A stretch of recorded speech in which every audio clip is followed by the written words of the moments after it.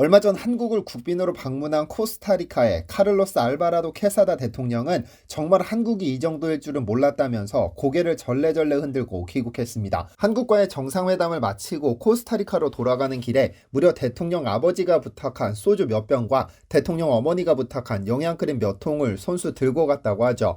진짜 한국은 세계 시장에서 유일무이한 존재가 됐다며 극찬하고 간 중남미 코스타리카의 대통령.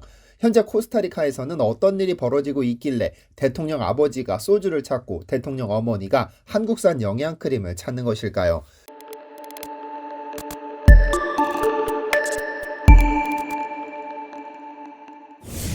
안녕하세요. 디스멘터리입니다. 한류. 이제는 기적, 미라클, 역사 등 온갖 수식어를 붙여도 전혀 어색하지 않은 이 현상은 한국인들에게는 자부심으로, 한국 경제에는 상승력으로, 한국 제품에는 판매 상승으로 작용했습니다. 지난 10월 26일 13시 53분 한국은 무역의 1조 달러를 돌파했습니다. 무려 299일 만에 이뤄낸 기록인데 이는 한국 역사상 가장 최단기간에 달성한 1조 달러 기록이자 올해의 역사상 최대 기록을 다시 써내릴 것으로 보입니다.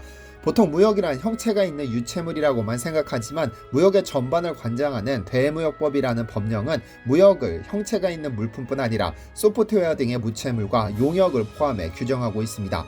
용역이라는 법률 단어가 조금 거슬리기는 하지만 한류는 이 용역에 포함되는 개념인데 직접적인 수출 증가뿐 아니라 연관 효과가 상당할 수밖에 없습니다.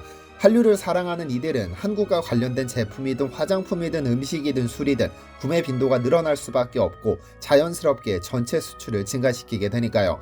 정확한 수치는 측정할 수 없겠지만 정부 발표에 따르면 한류로 인한 수출은 2017년 9조 원에서 2020년에는 무려 12조 원으로 증가했다고 하죠. 영국의 세계적인 일간지 모노클은 2020년 7월 16일 발표한 자료에서 한국의 소프트 파워가 독일에 이어 세계 2위라고 발표했는데 현재 전 세계의 한류를 소비하는 소비자가 무려 1억 명이라고 하니 어마어마한 규모죠. 그렇다면 한류가 동서양 가릴 것 없이 전 대륙적인 현상이 된 것은 어디에 있을까요?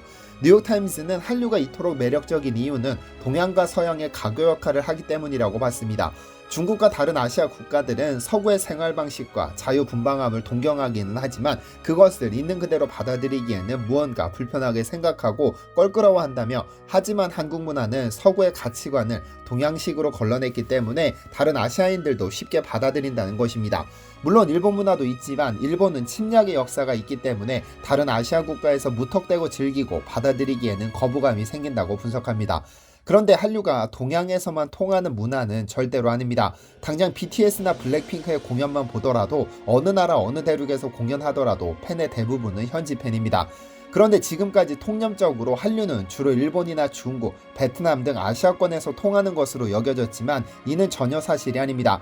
2010년대 후반부터 전 세계에서 K-POP 동호회가 가장 많이 활동하는 곳은 스페인어권입니다. 코로나로 전 세계가 봉쇄되고 여행금지로 해외로의 출국이 막혔던 2020년 9월 그런데 스페인어 사용국과 브라질을 일컫는 이베로 아메리카 21개국을 대상으로 K-POP 페스티벌이 온라인으로 개최됐는데 동시 접속자 수가 무려 25,000명이었다고 하죠. 스페인, 브라질, 멕시코, 아르헨티나 등 비교적 큰 나라부터 상대적으로 한류를 향유할 기회가 적었던 코스타리카, 볼리비아, 니카라과 및 쿠바까지 중남미 전체 국가 출신의 K-POP 팬들이 접속했는데요. 그런데 여기에서 눈에 띄는 국가가 있습니다. 코스타리카인데요. 코스타리카는 카리브해 인근의 인구 480만 명의 작은 나라입니다. 한국과 교역 규모가 크지 않아 잘 알려지지 않았으나 코스타리카는 2013년 중미 국가 중 최초로 한국학과를 개설했죠. 코스타리카 국립대 총장은 한국을 방문한 자리에서 코스타리카와 한국은 역사적 맥락이 다르기는 하지만 스페인과 일본의 지배를 받았다는 식민지 경험을 공유한다면서 과거 청산에 대한 의지와 민주주의에 대한 남다른 감수성을 가지고 있기 때문에 경제 규모나 국제적 영향력이 더 큰 중국이나 일본보다는 한국을 더 매력있게 바라본다고 했습니다. 그래서 중미 다른 국가들은 중국학과나 일본학과를 주로 개설하지만 코스타리카가 한국학과를 제일 먼저 선택한 이유라고 밝히기도 했는데요. 그래서인지 코스타리카에서는 한국 드라마뿐 아니라 웹툰 등등 기타 중남미 국가와는 한류 수용 방식에서 차이를 보인다고 하는데요. 그런 와중에 지난 11월 21일 코스타리카의 카를로스 알바라도 케사다 대통령이 국빈 자격으로 한국을 방문합니다. 그런데 알바라도 대통령은 1980년생으로 코스타리카 역사상 최연소 대통령인데 2018년 무려 38살의 나이로 대통령으로 당선돼 전 세계적인 주목을 끌었었습니다. 그런데 다짜고짜 그가 한국을 방문해 문재인 대통령을 앞에 두고는 술 이야기를 먼저 꺼냈습니다. 한국에 와서 마신 맥주가 정말 맛있었다며 말문을 뗀 그는 저희 부모님이 한국 드라마와 영화를 많이 본다. 이번에 한국을 방문한다니까 아버지가 한국 드라마에 나오는 초록병 소주를 사다 달라고 하셨다고 했습니다. 그의 아버지, 즉 대통령의 아버지는 평소 한국 드라마를 엄청나게 즐기는 편인데 아마 오징어 게임에서 본 장면이 인상 깊었던 것으로 보입니다. 오징어 게임에서 이정재 배우는 오일남 배우와 편의점 앞에서 삼양라면과 소주를 마시는 장면이 등장했었습니다. 그런데 목숨을 간신히 챙기고 나왔으나 삶에 대한 회의를 느끼는 장면에서 등장한 소주는 상당히 임팩트가 강했고 이 드라마 덕분에 한국 사회에서의 소주의 역할이 재조명됐다고 하죠. 실제로 전 세계에서 가장 히트한 오징어 게임 이후 이 장면에 등장한 삼양라면과 소주를 두고 외국인들이 너도 나도 마셔보고 먹어본다면서 찾는 탓에 매출이 급증했다는 뉴스가 심심찮게 보도되기도 했었는데요. 코스타리카 대통령의 아버지 역시 오징어 게임에서 본 초록색 병에 담긴 소주가 상당히 궁금해 아들 손으로 직접 들고 오기를 바랬던 것으로 보입니다. 그런데 대통령 아버지가 문제가 아니라 알바라도 대통령 자체가 워낙에 한국 팬이라고 알려졌습니다. 특히 김치와 소주는 그의 최애 음식으로 알려지기도 했는데요. 오죽하면 코스타리카에서 국민에게 생방송된 국전연설에서 우리는 코스타리카가 미주의 한국으로 불리길 희망한다고 대놓고 한국 사랑을 드러내기도 했죠. 그러면서 우리는 중미의 스위스로 알려져 있으나 이제부터 우리는 미주의 한국으로 알려지기를 열망해야 한다고 강조했죠. 지난 1월에는 정상간 통화에서 문 대통령께서 코스타리카를 방문한다면 김치 안주에 소주 한잔 하고 싶다고 말하기도 했는데요. 뿐만 아닙니다. 지난 11월 초 영국 글래스고에서 열린 제26차 UN 기후변화협약 당사국 총회에서는 문 대통령과의 약식회담에서 또 한 번 한국을 존경하고 김치를 좋아한다고 말했었죠. 그렇다면 알바라도 대통령은 립서비스로 이런 이야기를 하는 것일까요? 그건 아닌 것으로 보입니다. 1980년생 코스타리카 최연소 대통령인 그가 한국에 빠지기 시작한 건 그가 석사과정 때부터입니다. 그는 영국 서섹스 대학교에서 개발학 석사과정을 거쳤는데 당시 한국의 경제발전 경험에 관심을 갖고 영국 케임브리지 대학교 장하준 교수의 저서를 여러 번 탐독한 것으로 알려졌습니다. 그리고 한국 대사관이 주최한 영화 기생충 상영회에서는 부인과 함께 참석해 관람한 뒤 국무위원들에게 기생충 반드시 봐야 한다고 권할 정도로 한국 문화에 대한 관심이 상당하다고 하는데요.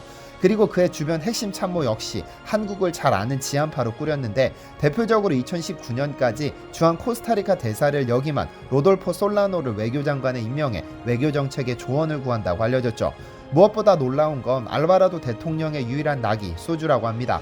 업무에 지칠 때면 관저에서 소주 한 병에 김치를 먹는 것이 낙이라고 하니 오히려 웬만한 한국인보다 더 한국인스러운 입맛을 가진 게 아닐까 하는데요. 그런데 코스타리카 인물 중 한국에서 활동하는 상당히 특이한 한 여성이 있습니다. 무려 카이스트 석사 출신으로 전공도 김치를 택한 마리아 호세 레예스 카스트로 씨입니다. 그녀는 카이스트에서 초보자를 위한 김치 모니터링 도구로 석사학위를 취득했는데 이 김치 타이머는 한국인도 생각지도 못한 획기적인 제품입니다. 우선 김치의 숙성 정도는 수소이온 농도와 상당히 밀접한 관계가 있는데 갓 담근 김치통에 스마트 센서를 넣고 모바일 앱을 연결한 뒤 pH 변화를 관찰해 숙성에 필요한 기간을 예측하는 원리입니다. 사용자가 신김치든 덜 신김치든 푹신 김치든 숙성 정도나 염분 농도를 설정해 두면 김치가 가장 맛있게 익는 시점을 날짜와 시간 단위로 예고해 주는데요. 사실 외국인들에게 신김치는 자칫 거북함을 줄 수도 있으나 2012년 한국에 처음 온 그녀는 김치를 처음 맛보자마자 사랑에 빠졌다고 했습니다. 이후 김치 전문가를 찾아가 조언을 구하면서 김치를 배우기 시작했고 결국 김치로 석사학위까지 취득했죠. 그런데 재미있는 점은 그녀를 지도한 교수가 네덜란드 교수 다니엘 샤키스라는 점입니다. 벽안의 외국인이 벽안의 외국인에게 김치를 가르치고 그것으로 전문 석사학위를 따는 일은 가볍게 웃어넘길 수 있는 이야기는 아닙니다. 그만큼 외국인들이 한식에 대한 이해가 높아졌다는 것을 의미하니까요. 중남미 국가 대통령의 아버지가 소주를 찾고 대통령은 김치와 소주를 마시는 것이 하루의 낙이며 김치를 주제로 한국에서 석사학위를 받는 외국인까지 한류가 외국인들의 생활 깊숙한 곳까지 침투한 것이 비단 코스타리카에 한정될까요? 시청해주셔서 감사합니다.